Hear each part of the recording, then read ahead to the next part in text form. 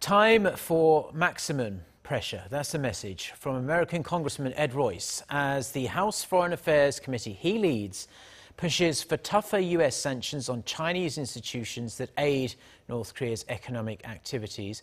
As his list of targets includes some large state-run banks, the sanctions, if approved, could have knock-on effects for the Chinese and global economy. Jeong-yeon reports.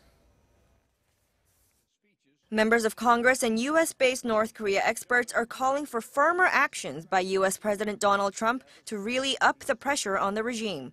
During a briefing last week, Chairman of the House Foreign Affairs Committee Ed Royce urged the government to take measures toward imposing sanctions against Chinese institutions that are complicit in illicit dealings with North Korea. Earlier this year in April, he emphasized the need for legislation that would give the Trump administration the ability to bring sanctions on the regime. There's additional legislation, which we're going to move very quickly, that will also choke off some of the hard currency that this regime uses for its nuclear program. In his committee's letter to the administration, Royce listed several large Chinese banks that could be targets for sanctions, including the Chinese Agricultural Bank and the China Merchant Bank. Until now, the Trump administration has held back on pressuring China, as it had hoped Beijing would help curb North Korea's aggressive behavior.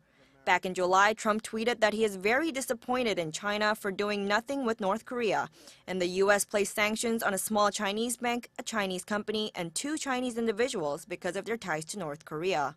But the actions being proposed now are much bigger, and if taken, would entail a high risk, as sanctions against large Chinese banks, essentially arms of the Chinese government, could have systematic consequences for the global economy and could hurt the U.S. economy as well as North Korea.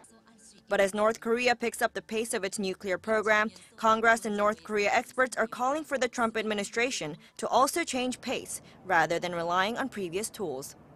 Jeong-yeon, Arirang News.